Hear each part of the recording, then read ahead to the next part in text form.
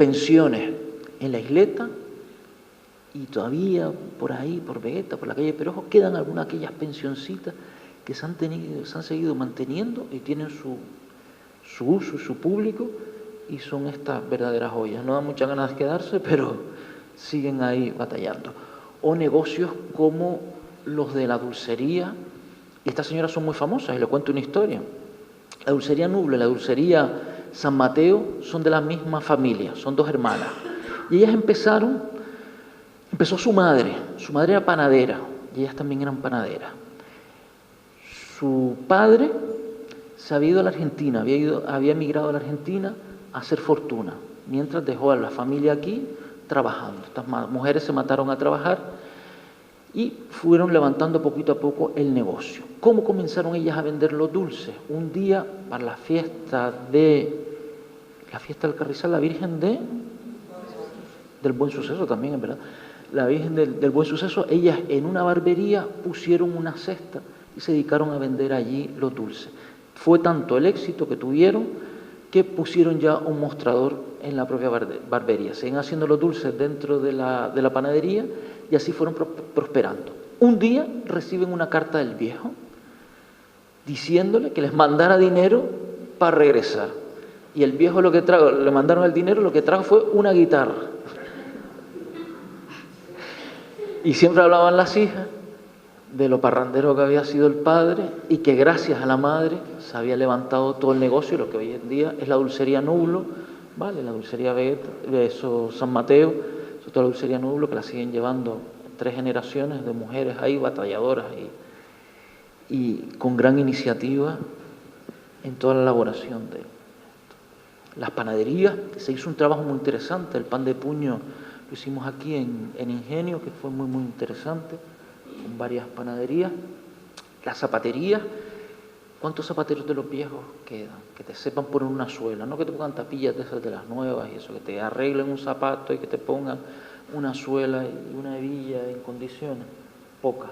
De estas nos quedaban muy pocas. Aquí seguimos teniendo una zapatería, ¿vale? Y esto fue otro de los grandes, a la gente le da mucho reparo ver esto. Encontramos que en Gran Canaria se hacían ataúdes, que habían carpinterías dedicadas a hacer féretros, y nosotros no sabíamos nada. Una en Valle Seco, que ya no se sigue haciendo, en Tejeda, que es un negocio por lo visto muy productivo, te hablaba, había uno que hacía las cajas, otro que ponía los clocos del sudario y demás, y otra que hubo en la aldea. Y en la aldea se llevó a esta funeraria con una caja vieja y demás, que fue muy interesante. Es otro comercio. ¿Cuántas funerarias cierran? ¿Ustedes conocen algunas que cierren? Yo no conozco ninguna. Todas siguen, yo no sé lo que pasa, pero todas siguen ellas prosperando. Muy bien. O el comercio ambulante. Esta señora ya no pone las castañas. Vale, aquí es donde ya el dinero se acabó. Era toda la otra parte que había que investigar, que era todo desde los afiladores, ¿vale? La venta de ropa. Una vez nos decían, aquí en la zona de vecindario, cuando estábamos en el duelo, venía alguno de los árabes, de aquellos arindandingos, y nos ofrecían las camisas de luto, los botones, las cintas para el luto. Ya me lo pagarás. O sea, ellos hacían negocio incluso haciendo, por ejemplo, todas las tiendas de los árabes que estuvieron instaladas desde el Carrizal, vecindario, por todo este sureste, eso tampoco está inventariado. Todo ese tipo de comercio, ¿no? La venta de pescado, recuerdo verla desde niño en Melenara, nos quedó ahí por rescatar. Y nada, esto ya es el cierre de mi charla. No sé si me pasé o bien tiempo. Perfecto, ¿no? Decirles que, bueno, que ya estamos en un momento epigonal. Epigonal significa el momento último de todo este tipo de comercio, un comercio regentado por las familias, donde lo que se apreciaba era el trato humano. No es nada más desagradable que hoy en día ir a comprar usted y no saber a quién mira, pues nadie te atiende y te despachan, de malas maneras, y no era el trato amable, tranquilo, de cuando ibas, de incluso si en las tiendas de confecciones hasta le pedías la ropa, te la dejaban llevar, te la apuntabas, te la probabas en tu casa, te la veía tu madre, te la veía tu padre, no sé qué, se la llevabas a tu abuela y después le devolvías y le ibas a pagar. O sea, que todo ese tipo, ese entramado humano que existía en este tipo de comercio, eso ya, desgraciadamente, está desapareciendo y lo poquito que queda va para atrás. Y nada, con esto era la experiencia que yo les quería dar. Y muchas gracias. Ahora vamos a hablar con dos, como les decía, dos de los principales informantes de este trabajo de investigación. En primer lugar vamos a hablar con Antoñita María, como les decía antes, ella es vecina de Carrizal. Ella es hija del primer funcionario de correos que hubo aquí en Carrizal. Tiene una memoria envidiable, es una biblioteca. Y yo, si ella me deja, yo no sé si me va a dejar contar un secreto. ¿Qué me deja? ¿Me deja contar la edad que tiene? Sí, no importa. Bueno, Todo el pueblo o lo dejo sabe. en tanto. Todo el pueblo lo sabe. Bueno, ella ya va a cumplir los 90 años. Y el otro día, mientras hablaba con ella para ver de qué íbamos a hablar en la mesa y tal, me dijo que yo creo que es su secreto, pero el que ella está así. Y yo creo que es un secreto, me gustaría compartirlo con todos porque para mí significó mucho.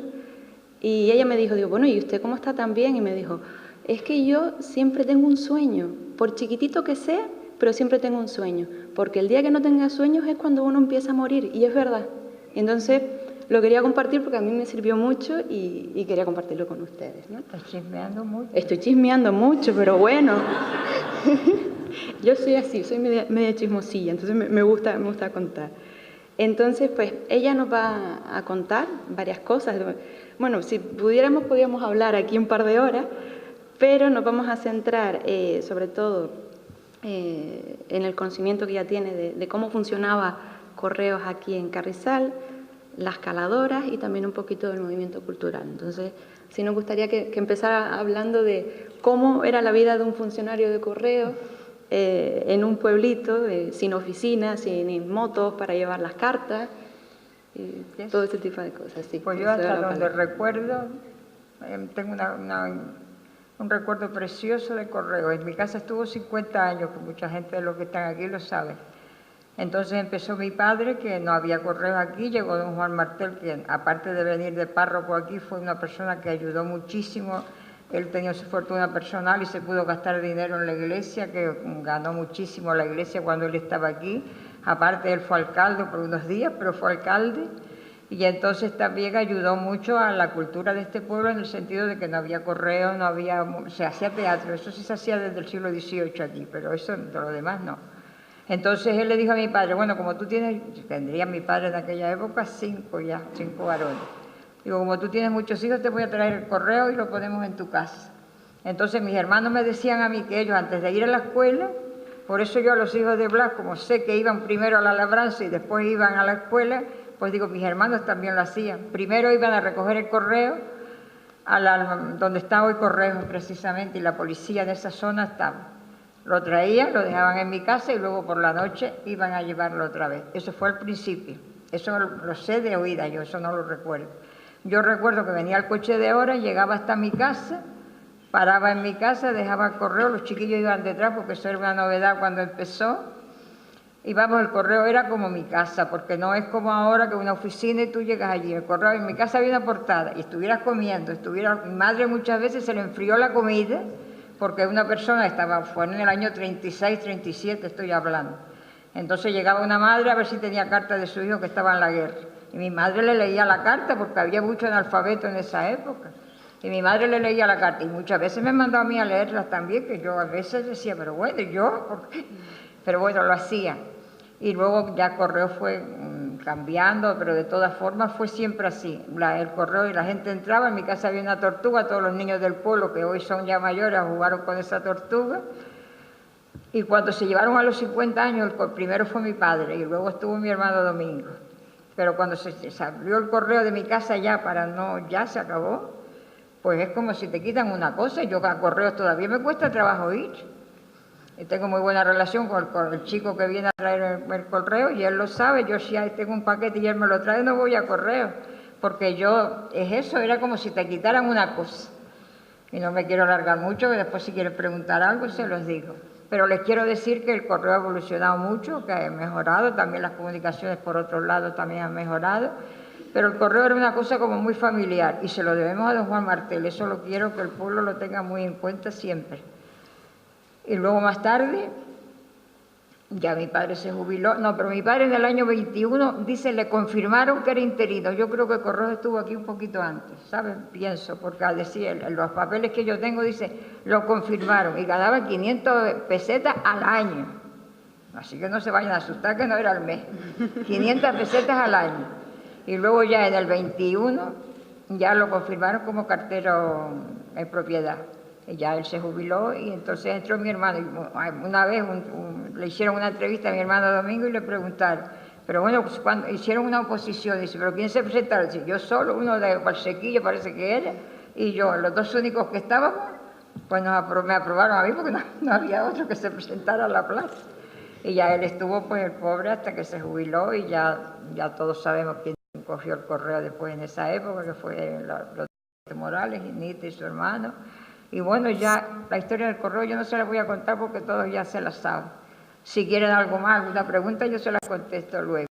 Y ahora les voy a contar un poquito de la historia de la escaladora. Hasta la plaza me han dicho que diga, que no se encuentre nadie que está marginado, sino que de la plaza para arriba me han dicho que no pase, que no hay tiempo. Yo no recuerdo haber aprendido a calar, recuerdo que todas las primas de mi madre me dejaban, y mi tía Rosario, me dejaban ponerme del telar desde que era muy pequeñita. Y así creo, yo no recuerdo haber aprendido ni a leer, ni a escribir, ni a nada, sino que como que si eso me lo hubieran dado. Entonces mi madre me contaba eso, que las primas me dejaban, porque era yo, que era como la niña de toda aquella vecindad, que todos eran familia, y entonces aprendí a calar así. Y luego lo que tengo mucha pena es que como no soy artesana, no voy a tener nunca un carnet de la FEDAR, que yo quiero mi carnet de artesana, pero como nunca... Pero no me lo van a dar, porque como yo no he trabajado para la calle, no me lo van a dar. Pero si no es trabajar, que toda la gente que está a mi alrededor tiene ya un recuerdito mío calado, y la que no, que si me da tiempo también se lo hago, entonces me da pena, ¿sabes? Porque yo cuando oigo lo de los carnets, me encanta a mí un papelito y una cosa de eso. Pero nada, yo ya lo doy por perdido, pero bueno, por lo menos lo digo. No me quedo con eso por dentro, que yo quiero mi carnet de artesana, que yo no quiero dinero ni nada, solamente quiero mi papelito que diga allí que soy artesana. Pero bueno, de todas formas eso es una broma que les he dicho. Entonces, últimamente también Cleofé me enseñó a marcar, porque yo sabía calar, pero no sabía marcar. Entonces, el que no sabe marcar es como si no supiera calar, porque tú no puedes hacer un dibujo, no puedes hacer nada, porque tiene que ser otra persona la que te lo trae. Y yo, como soy tan independiente y no quería contar con nadie, pues lo aprendí ya de mayor, hará como unos 10 años, así que aprendí con Cleofé, que se lo agradezco mucho, que me enseñó a marcar. Y ahora, con los 90 años que voy a cumplir, todos los días por la mañana, en mi casa hay 4 telares en este momento. Y cuando me canso de uno, me voy al otro. Y además, de todas formas, después tengo que dar café a un montón de gente que me va a ver por la mañana. Y aparte de eso, me encanta sentarme a calar y me encanta hablar, ya lo habrán notado y los que me conocen lo saben. Pero vamos, yo no les quiero cansar, solo les quiero decir que conocí, me dejaron mucho sentarme a calar, unas primas de mi madre que son tías de Araceli Sánchez, que ella está aquí, me dejaban sentar en el telar, mi tía Rosario, Juanita Díaz y Juanita Alemán, su madre, las Díaz, que era mi entorno. Y luego Catalinita Alemán me dejaba hacer unos calados que era distinto, porque el calado del Carrizal siempre ha sido de muy buena calidad, y de muy eso. Y Catalinita me enseñó a hacer otro que se hacía, que había que surcir, reilar primero y después surcir, que eso daba mucho trabajo. Pero ella me enseñó eso, que estaba haciéndolo y me dejaba que yo metiera la aguja. Pienso que alguna vez lo tendría ella que desbaratar o alguna cosa, pero me dejaba. Y entonces son las que yo conocí más que de allí, en el entorno de mi casa, ¿sabes? Pues yo conozco mucha gente que calaba aquí muy bien, pero que me han dicho eso, que para arriba ya es para las otras jornadas del próximo año. Y así me entretengo muchísimo, ahora mismo ya es una cosa como un relax para mí, cuando se va todo el mundo, que estoy encantada de que vaya la gente, porque me da pena que en los viejitos, cuando la gente no los visita, me da mucha pena. Y yo tengo mi casa siempre llena de gente. Y les estoy muy agradecida a mis vecinos y a todos porque me ayudan mucho. Y solo quería contarles esa pequeñita historia de lo de los calados, que Juanita Díaz enseñó, que no sé si alguien estará aquí que aprendiera con Juanita Díaz, porque ella puso como una pequeña academia, que en aquella época no había que sacar papeles ni nada, y Juanita le enseñó a mucha gente a calar, y con gente joven aquí, que yo lo sé, ¿sabes?, que aprendieron con ella. Ya no la tenemos entre nosotros, pero hizo una gran labor aquí también.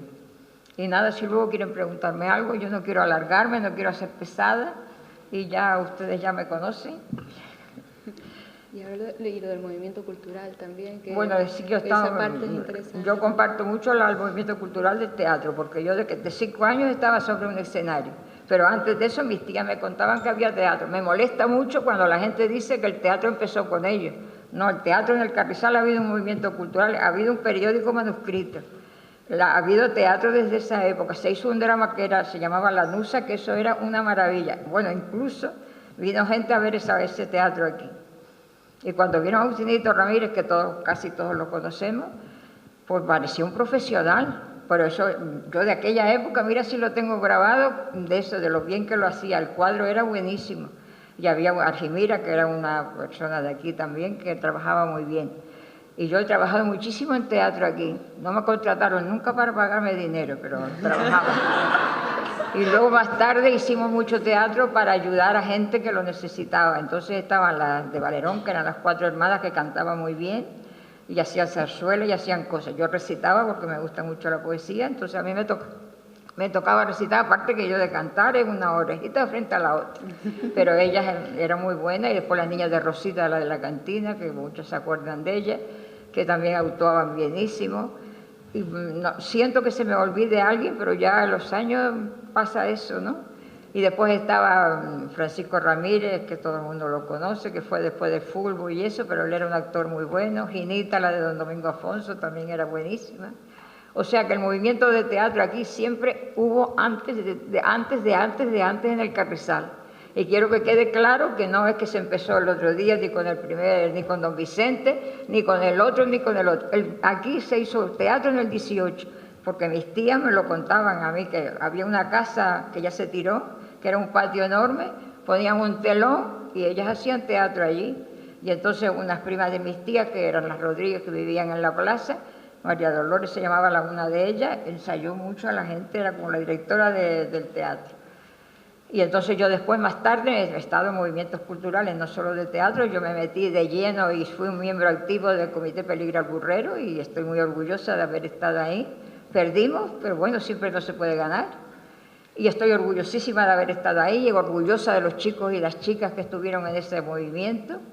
Todavía hoy para mí son como mis sobrinos o mis nietos, diría yo algunos, y fueron una gente que yo ellos me dieron la vida y me ayudaron a vivir en esa época y he llegado a los 90 gracias a muchos de ellos. Y nada más, no, si quieres alguna cosa más. ¿Cómo se organizaban esas obras de teatro? Que los vecinos incluso traían sus propias sillas. No, teníamos que traer todo. Lo que pasa es que en mi casa, por ejemplo, nosotros vivíamos con mis tías. Mi madre tenía una casa que tenía un salón grande, que hoy todavía está. Entonces allí nos ensayábamos, pero arrimábamos la de Granadera y Hermillo por un lado para poder ensayar por el otro lado. Luego las de Valerón tenían un almacén de tomate y nos dejaban, incluso que el teatro era allí en la carretera, que hoy está la farmacia de Mejía, y allí se hacían el escenario, y allí, bueno, ya cuando la obra estaba un poquito así, cada una se iba aprendiendo entonces nos reuníamos todas a ensayar. Y después esas niñas que en la casa de Doña Concha también, en la parte de abajo, también estuvimos muchas veces. Siempre había una habitación disponible para nosotros. Porque ninguna trabajábamos mucho tampoco, pues teníamos todo el tiempo del mundo. Y las chicas que trabajaban, como eran las de Rosita, que tenían una cantina y trabajaban mucho allí, ellas lo que hacían era que su madre las dejaba, cuando ellas terminaban, pues ellas venían también. Y hay más gente que siento que se me olvide, pero no tengo memoria para acordarme de todas, pero vamos, que hay muchísima gente. Tiene mucha memoria porque nos ha contado. No, pero ahora mismo, ¿sabes? No me acuerdo y no quiero que se me quede gente detrás, pero que... Bueno, pues muchas gracias, Antoñita. Y de movimiento cultural, seguimos hablando un poquito más de cultura, a través de Antonio Torres. Él es fundador de Radio ECA y profesor también de Radio ECA, y nos va a hablar también sobre cómo surgió esto aquí en Carrizal. O sea, creo que todo ese movimiento, esas inquietudes culturales, pues también hicieron que saliera otro oficio más, que era el de los profesores de Radio ECA. Él nos lo va a contar. Bueno, yo empezaría aclarándome la garganta, que es importante. Perdone. Pero además empezaría con una inquietante noticia que me he desayunado esta mañana con ella. Una noticia que empezó ya ayer tarde. Y sobre todo por los que ya tenemos cierta edad, que dice que en 50 años nuestro país va a perder casi 6 millones de personas. Algo que no solamente nos interesa a los que cobramos pensiones para que nos paguen la pensión o no, pero hay hoy otra noticia también, de mediodía ya, que decía que en Asturias se pierde el 11% de la población, que en Segovia, de 90.000 habitantes, que es esa provincia, se van a quedar dentro de muy poco en 80.000, y que había algunas comunidades que lo iban a pasar muy mal y en conjunto todos lo vamos a pasar mal. Y dirán ustedes, bueno, ¿y qué? Si es para 50 años.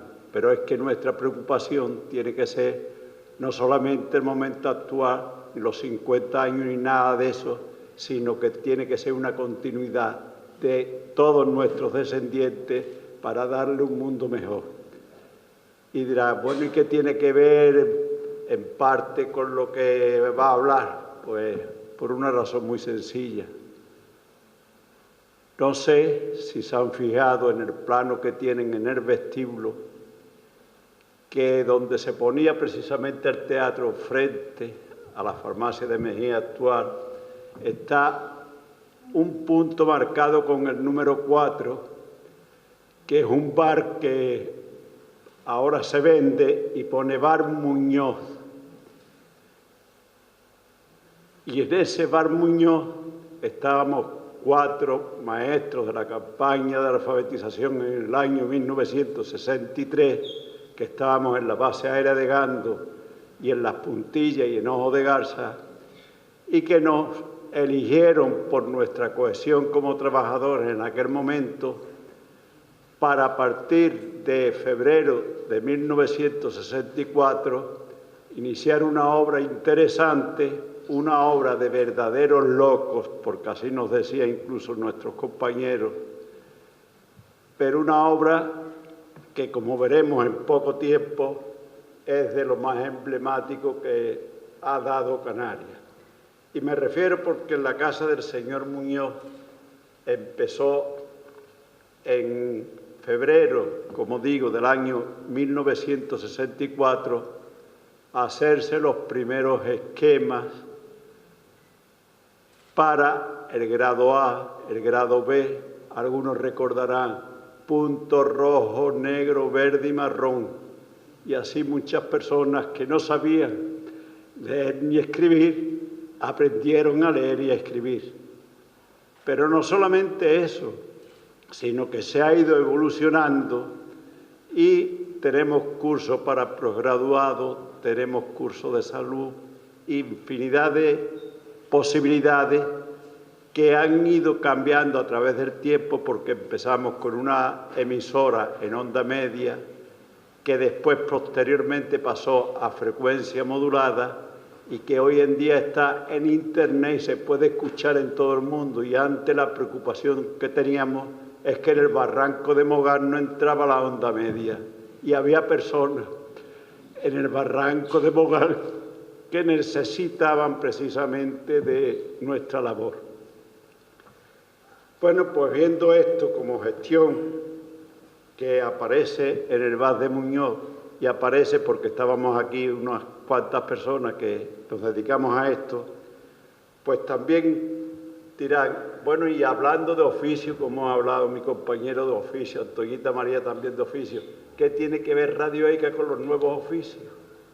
Y hay unos nuevos oficios como son el de maestro locutor, que aparece por primera vez en España y casi en todo el mundo, de maestro redactor, que era el que hacía los esquemas, y de maestro corrector, que era el que daba la cara ante los alumnos, y que había uno en cada localidad, a ser posible, o que atendía varias localidades, y era la verdadera imagen de Radio ECA ante la población, y sobre todo los que en muy poco tiempo pasaron a llamarse profesores orientadores o maestro orientador, y eran los que guiaban, animaban y sabían conocer a cada alumno para impulsarlo en la labor de aprendizaje, que no ha sido nunca una labor sencilla. También dirán que en esto del maestro corrector, y quiero resaltar, ya que estamos en Carrizal, quiero resaltar de los que se han ido, el primer profesor orientador que estuvo en Telde, en vecindario y todo eso, fue también un hijo de Carrizal, don José Sánchez y Sánchez, maestro que fue del Claudio de la Torre y que se jubiló y prácticamente poco pudo disfrutar de la jubilación porque nos dejó rápidamente. Por lo tanto, ya tenemos pues algo importante como es el instrumento necesario para que toda la enseñanza de las personas adultas, que en aquella época eran bastantes, tuviesen un medio para defenderse, porque ellos mismos pudieron fabricar y seguir los estudios que necesitaban. Y además dándose de baja, porque hay una anécdota curiosa. Cuando se apuntaba una chica soltera, en el momento en que se iba a casar, se daba de baja, porque empezaban los alumnos, que eran los hijos, a crearles problemas. Y cuando se reincorporaba a los 7, 8, 9 o 10 años después de casada, porque ya los niños, sus hijos lo obligaban a que aprendiera algo más y terminara los estudios, porque en la escuela tenían que guiarlos también. Así que eso era algo importante, el darse de baja y dejarlo.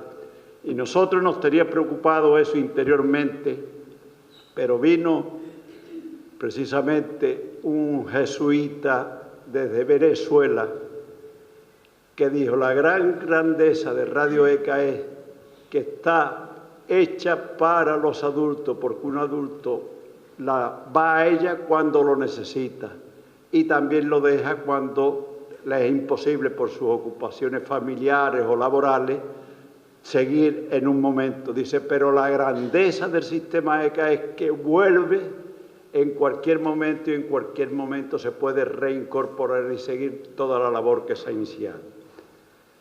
¿Cómo era? Y quiero resaltar ahora la labor del maestro corrector, profesor orientador, cómo se hacía esto hasta el año 1989. Aquí veo algunas caras y algunos que han sido, y que, bueno, de Carrizal muchos han ejercido como profesores orientadores y nos han ayudado muchísimo. La labor se hacía siempre a través de una carpeta que llevaba bien los piratas de aquella época o los coches de hora, y posteriormente en la zona norte y centro de la isla, Utinsa, y en la zona sur, Sarcay, hasta que ya se unió todo y apareció Global, pero entonces ya había cambiado porque la emisora se hizo un centro concertado y se hacía, los mismos profesores orientadores tenían que acudir semanalmente a una reunión a la emisora. Y hablando de esta época, quiero dar las gracias porque sería imposible dársela a todos los que semanalmente, imagínense, con 30 o 40.000 alumnos en la isla, que llegase el material el viernes por la tarde para que el profesor orientador lo pudiese repartir los sábados o los domingos, era algo importante, y eso lo hacían todos los conductores, todos los cobradores, y sobre todo hubo uno, hijo de Carrizal, que fue presidente de Utinsa, que le dio un gran impulso y que fue en la zona norte y en la zona centro, donde teníamos más dificultades, el que gracias a él se pudo resolver todo, que fue don Fernando González Macías. Y hablando de esto, les puedo decir que gracias a la labor de cada uno, pues Radio ECA se extendió primeramente en el continente americano, empezando en la República Dominicana, Costa Rica, y casi todos los países de habla hispana tienen el sistema ECA en cada una de las modalidades, bien alfabetización, culturales y sobre todo los cursos de salud y también la escuela de padres, que fue algo importante. En África empezó en Cabo Verde, y en Cabo Verde tenemos el Instituto Radiofónico, que en lengua portuguesa atiende todos los países de habla portuguesa. Y, por lo tanto, también se puede, si quieren conocer el sistema ECA, tienen que ir a Cabo Verde. Pero además en Mauritania tenemos centros donde ellos cubren todos los países de África que hablan francés y en árabe, también la lengua de árabe. En Angola hemos desarrollado bastantes cursos de salud con médicos del mundo, porque en Angola la mortandad de la malaria era algo espantoso y gracias a eso se pudo bajar bastante.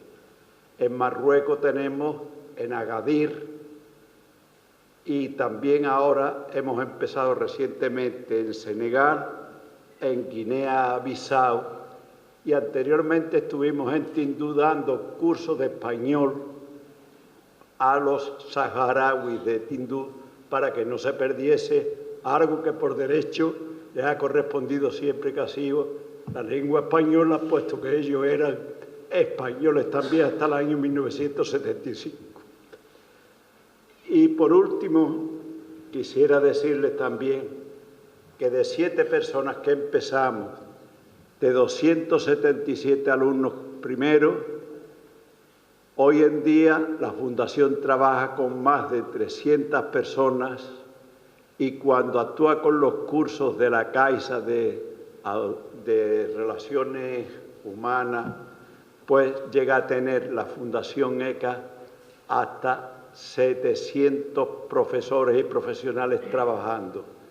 Díganme qué empresa en Canarias tiene ese volumen de empleados, y díganme también qué obra canaria ha podido extenderse tanto como Radio ECA. Pero no es por los que hemos trabajado dentro ni por Radio ECA en sí, sino porque siempre se comprendió que Radio ECA es y ha sido nuestra emisora, como han dicho los alumnos. Y esa emisora hoy en día todavía mantiene en un curso normal más de 70.000 personas que necesitan ayudar, pero con la ventaja de que hoy ya no tienen que coger las clases en un momento determinado, sino que hay medios para que cada uno pueda todavía más seguir las clases en el momento que quiere, con una gran calidad, y por lo tanto decirles que podemos seguir haciendo una labor entre todos, porque Radio ECA es algo de todos. Y nada más, porque ya es bastante tarde y no quiero que sufran más conmigo, que la voz no la tengo hoy demasiado buena. Muchas gracias.